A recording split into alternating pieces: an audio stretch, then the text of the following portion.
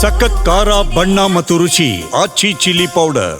ಮುಂದಿನ ದಿನಗಳಲ್ಲಿ 100% ನಿಮ್ಗೆ ಒಳ್ಳೆ ಅವಕಾಶಗಳು ಸಿಗುವಂಥ ಎಲ್ಲ ಮುನ್ಸೂಚನೆಗಳಿದ್ದಾವೆ. ನೀವು ಸ್ಯಾಂಡಲ್ವುಡ್ ಕ್ವೀನ್ ರಮ್ಯಾ ಅವರ ಸಿಸ್ಟರಾ? ಇಲ್ಲ, ನಾನು ಅವ್ರ ಬಿಗ್ ಫ್ಯಾನ್.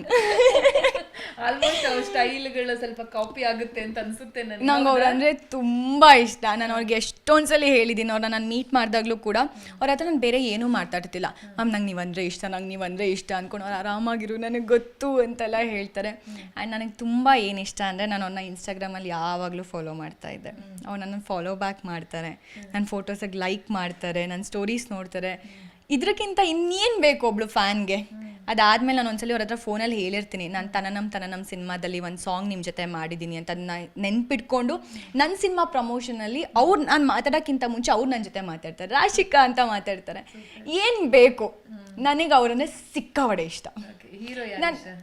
ನಾನು ಆ್ಯಕ್ಚುಲಿ ಹೀರೋಯಿನ್ ಆಗೋಕ್ಕೂ ಅವರೇ ಕಾರಣ. ಯಾಕೆ ಅಂತ ಹೇಳ್ತೀನಿ. ನಾನು ಅವ್ರನ್ನ ಮೀಟ್ ಮಾಡಬೇಕು, ಅವ್ರನ್ನ ನೋಡಬೇಕು ಅಂತ ನಾನು ಹೀರೋಯಿನ್ ಆಗಬೇಕು ಅಂತ ಅಂದ್ಕೊಂಡಿದ್ದು. ನಾನೇನೋ ನನಗೆ ಹೀರೋಯಿನ್ ಆಗಬೇಕು, ನನ್ನ ಸ್ಕ್ರೀನಲ್ಲೇನೋ ಇರಬೇಕು ಅಂತ, ನಾನು ರಮ್ಯಾ ಮ್ಯಾಮ್ನ ಮೀಟ್ ಮಾಡ್ಬೋದು, ಒಂದು ಚಾನ್ಸ್ ಸಿಗುತ್ತೆ ಅಂತ ನಾನು ಹೀರೋಯಿನ್ ಆಗೋದು.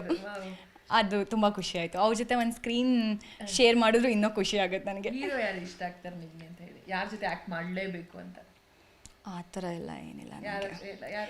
ಸುದೀಪ್ ಸರ್ ಜೊತೆ ಆ್ಯಕ್ಟ್ ಮಾಡಬೇಕು, ಯಶ್ ಸರ್ ಜೊತೆ ಆ್ಯಕ್ಟ್ ಮಾಡಬೇಕು, ದರ್ಶನ್ ಸರ್ ಜೊತೆ ಆ್ಯಕ್ಟ್ ಮಾಡಬೇಕು, ಶಿವರಾಜ್ ಕುಮಾರ್ ಸರ್, ಎಲ್ಲರ ಜೊತೆನೂ ಆ್ಯಕ್ಟ್ ಮಾಡಬೇಕು. ನಾನು ಫೇವ್ರೇಟ್ ಅಂತ ಬಂದರೆ ರಮ್ಯಾ ಮೇಡಮ್ ಜೊತೆ ಬೇರೆ ಯಾರು ಫೇವ್ರೇಟ್ ಅಂತ?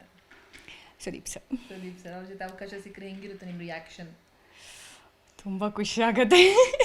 ಅವನ್ನ ನಾನು ಎವ್ರಿ ವೀಕ್ ಸುದೀಪ್ ಸರ್ ಅಂದರೆ ಹೆಂಗಿರುತ್ತೆ ಅಂದರೆ, ಫ್ರೈಡೇ ಬಂತು ನಮ್ಗೆ ಫುಲ್ ಆ ವೀಕ್ ಎಪಿಸೋಡ್ ಮುಗೀತು ಅಂತ ಅಂದರೆ ನಮಗೆ ನೆಕ್ಸ್ಟ್ ವೀಕ್ ಯಾವಾಗ ಮತ್ತೆ ಸುದೀಪ್ ಸರ್ ಬರ್ತಾರೆ, ಸುದೀಪ್ ಸರ್ ವಾಯ್ಸ್ ಯಾವಾಗ ಕೇಳ್ತೀವಿ.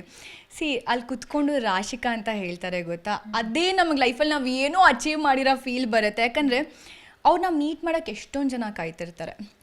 ಅವ್ರು ನಮಗೋಸ್ಕರ ಬರ್ತಾರೆ, ನಾವು ಮಾಡಿರೋ ತಪ್ಪುಗಳನ್ನ ಹೇಳ್ತಾರೆ, ತಿದ್ದುತ್ತಾರೆ, ಬೇಜಾರಾಗಿದ್ದಾಗ ಸ್ಮೈಲ್ ಮಾಡಿ ಅಂತ ಹೇಳ್ತಾರೆ. ಇದಕ್ಕಿಂತ ಇನ್ನೇನು ಬೇಕು ಒಬ್ಳು ಫ್ಯಾನ್ಗೆ?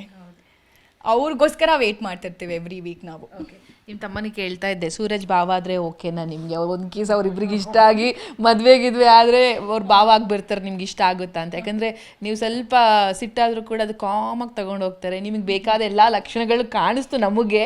ಹೇಗೆ ಅನಿಸುತ್ತೆ ಅವ್ರು ಸೂರಜ್ ಅವ್ರ ಬಗ್ಗೆ? ಇನ್ ಕೇಸ್ ಮುಂದಿನ ದಿನಗಳಲ್ಲಿ ಏನಾದರೂ ಲವ್ ಮದುವೆ ಅಂತ ಬಂದರೆ ಓಕೆನಾ ಅಂತ? ಇಲ್ಲ, ನನ್ನ ಒಳ್ಳೆ friend and is my best friend big boss ಮನೇಲಿ. ಆ ಫ್ರೆಂಡ್ಶಿಪ್ ನಾನು ಆಚೆ ಕೂಡ ಕಂಟಿನ್ಯೂ ಮಾಡ್ತೀನಿ. ಬಟ್ ಲವ್ ಮದುವೆ ಇದೆಲ್ಲ ಏನೂ ಇಲ್ಲ. ಲವ್ ಬ್ರೇಕಪ್ ಈ ಥರದ್ದು ಏನಾದ್ರು ಇದೆಯಾ ನಿಮ್ಮ ಸ್ಟೋರಿಯಲ್ಲಿ, ಲೈಫಲ್ಲಿ? ಅದೆಲ್ಲ ಆಯಿತು, ಹೋಯ್ತು. ಇವಾಗ ಏನಿದ್ರು ಕೆರಿಯರ್ ಮೇಲೆ ಮಾತ್ರ ಕಾನ್ಸಂಟ್ರೇಷನ್ ಇರುತ್ತೆ ಮಾತ್ರ, ಅಷ್ಟೇ.